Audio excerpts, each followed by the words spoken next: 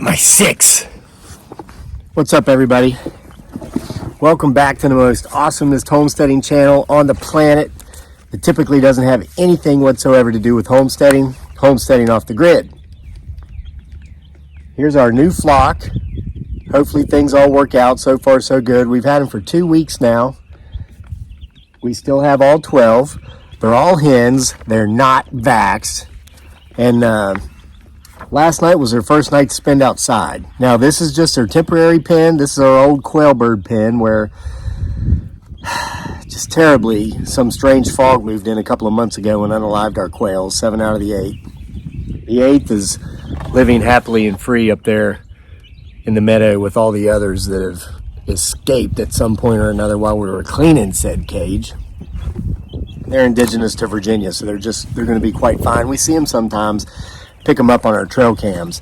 But these are chickens. We've got 6 red rocks and we've got 6 cinnamon queens. So far so good. The temperatures at night are only dropping into the mid 40s, which is well above freezing, so we figured we'd move them outside last night.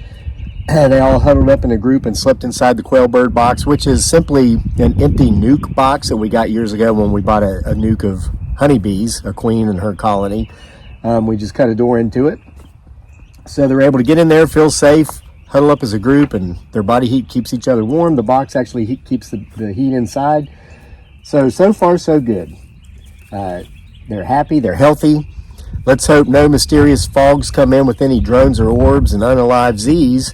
And in about 4 months, we'll be getting eggs from the cinnamon queens, knock on wood. And in 5 months, we'll be getting eggs from the red rocks. Now, I'm still working on their permanent pen for when they're adults. It's going to be bigger, of course. You can't keep 12 full-sized hens in a cage this small. But it works for now. And I've got plenty of time to get the other pen situated. So, with that said, hey, you guys are the star of the show today. Aren't they cute? All right, so I've got a couple of really neat stories for you today, sent in by viewers just like you. Maybe you're one of the viewers who sent in a story. If you have a really cool story of anything you've experienced that's related to the paranormal, supernatural, UFOs, UAPs, aliens, abductions, Bigfoot, Sasquatches, anything cryptid, and you would like me to share that story with our followers, you can email them to the channel. The email address is crazylake@mail.com. You must give us permission to use your story. If you want your name aired, we'll air it. If you want to remain anonymous, let us know and we'll keep your name out of it. So here's the first story. It's from David. He told me how to pronounce his name. Let me make sure I get it right. Somewhere in here. He's called Hey. I can't see the parentheses. It says, "Hey Kevin, my name is David Hey. I currently live in East Central Florida. I'm a retired forklift mechanic. I too am an Army veteran, but from an earlier time, 79 and to 85. David, thank you for your service. I'm also a writer, but only as a hobby. I've been published 3 times in Poetry.com and have a novel in the works. I'm also a fan of the Key West chicken, LOL. Hey, me too, man. It seems I do my best work that way. Hey, me too, man. I have a UFO story for you and a poem that I wrote after my experience. You have permission to use it on your show, and yes, you can use my name. By the way, it's pronounced David Hey Key. My story is as follows, so it's Hey Key. David Hey Key. Sorry about that. It's not Hey Key, it's Hey Key. I was out taking pictures one late evening of the Hale-Bopp comet in 1997. I remember that. I was in college at the time, and I had an astronomy class. We went out to watch it. I was at our local airport in Meriden, Connecticut, because it was the darkest place in town to get the best pictures. At that time, I had gotten a new camera, a 35mm Canon. That evening, there was a full moon, so I took pictures of the comet and of the moon when something caught my eye. An object that looked like a large orb just hanging above the moon. The orb was just above and slightly to the left of the moon when I saw a plane, possibly a jet, coming around from the lower left side of the moon and heading towards the orb. Then the jet was level with the moon on the left side and facing the orb. The orb started to move towards the right side of the moon like it was trying to evade the jet. It looked like the jet fired on the orb and then was going into a dive. I noticed that the orb was on the lower right side of the moon, coming down in a ball of flames and breaking into two parts. I did not hear anything on the news or in the local papers. I checked UFO websites to see if anyone reported the same sighting, but to no avail. I was going to include the pictures, but I can't seem to find them or the negatives. This sighting prompted me to write this poem. Here's David's poem he wrote. You've been somewhere you should not be and saw something you can't believe. Thought you saw a disc in the air. Did they come for you? And do they care? A device under your skin that you can't find. It's all in your head as it reads your mind. It gathers information and in code it sends. Tracking your moves, it knows where you've been. Surrender all. There's no use to put up a fight when they take you up that white beam of light. Do they come from a planet way up in the sky? When did they get here? And do you know why? Kevin, thanks for listening to the ramblings of this old man. Keep up the good work. Thank you, David. Thank you for entertaining this somewhat oldish man by sending us your story and allowing me to entertain our viewers. Appreciate that. Talking about Hellbop. Anytime there's discussion of a comet, I remember two things. Number one, Mark Twain. I don't know if you knew this about Mark Twain, but he was born the year that Halley's Comet came by. And throughout his lifetime, he always said that he would pass away when Halley's Comet returned, almost as if he knew. And sure enough, 76 years later, or 72, however frequently Halley's Comet comes through, that year Mark Twain died. Now, he did get to see the comet, and he said, well, I guess I'm going to be going soon. And sure enough, he did. Isn't that amazing? Like knowing without knowing but knowing. And that kind of brings us to our second story, which I'll get at in a minute, which my other thing that comments remind me of, I'll save until I get to the end of this, because they both tie in together with that Mark Twain story. Now, this story is another ghost story submitted by Candace McCarthy. Yesterday evening, I went up to the campground and just before dark, read one of her stories that she sent in earlier. And we got some Bigfoot Sasquatch tree knocks up there, potentially. Caught it on camera. People claim to hear it. Somebody, should have written a name down to give you a proper shout out, actually took a picture when I turned the camera in the direction of where the tree knocks were coming from. They took a screenshot because they found potentially the Bigfoot Sasquatch that was back there in the brush doing the tree knocking. If you missed that video, go back and watch it. It was the one just before this. I made it just last night. Yeah, they're really enjoying themselves, aren't they? They heard me, so they felt safe enough to come out and eat and drink, and now they're going back into their box. Well, a couple of them is over there scratching around. Oh, one's going upstairs. That's nice.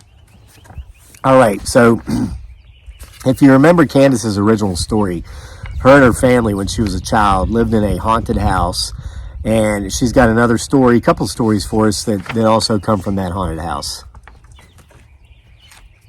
Well, I think they enjoy it in there, don't they?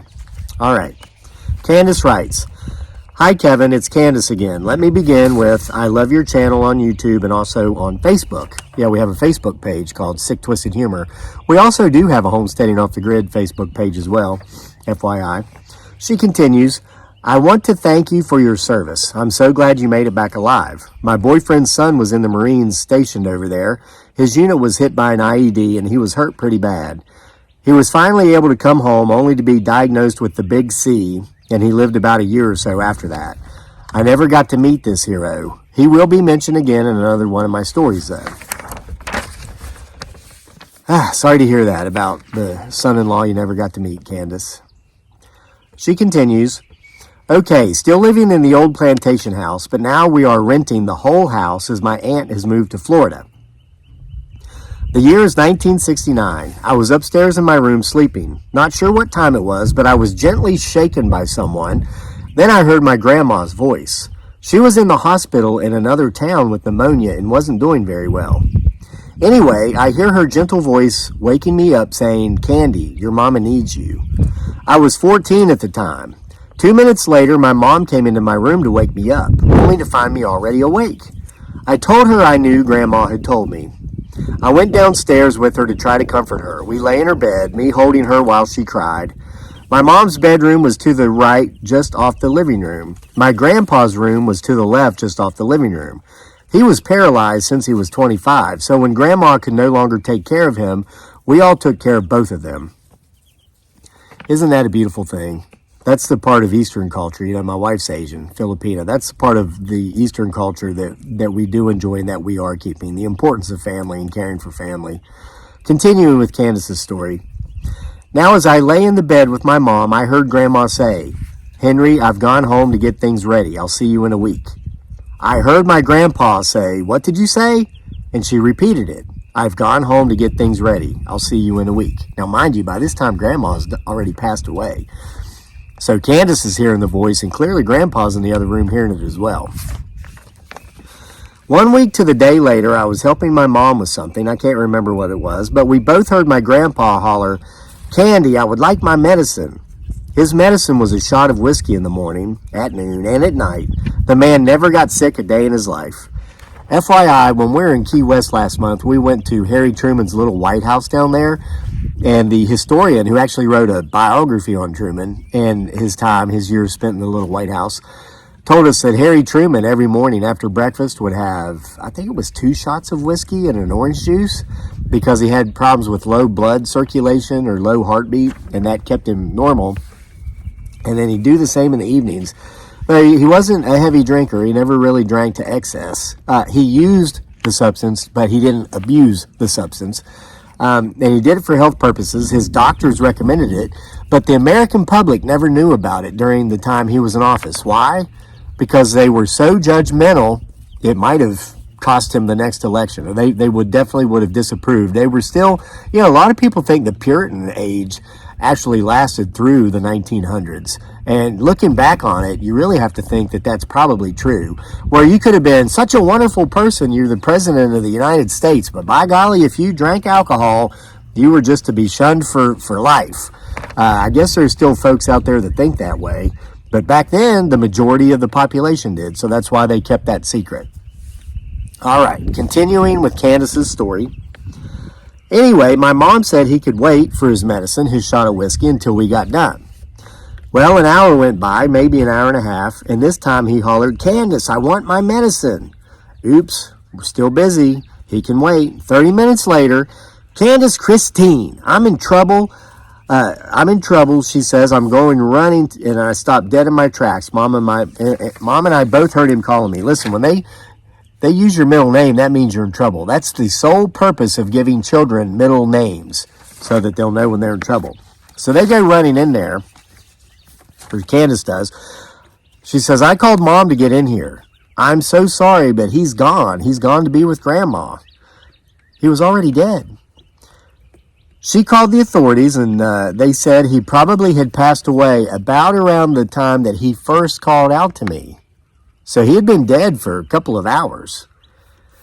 It was at that time I told my mom I had heard what Grandma had told Grandpa the night she died, and it was 1 week to the day. Rest in peace, my dear grandparents. And then she also left a footnote where she writes, "My mother got sick in 1980. She was in the hospital. I had been up to see her on November 27th, which was a Wednesday. I had helped her eat, and I talked to her, and I told her I would be back on Friday.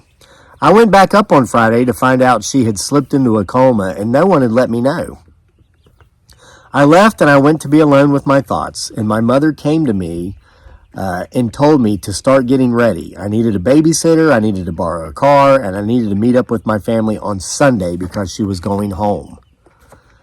My family showed up at my house as I was leaving to take my kids to the sitters, and my dad said to me while looking at the children, he said, "She knew before we did." So I guess she passed away on Sunday, and so that's like knowing without knowing, and that's kind of what I was relating with Mark Twain in the comment.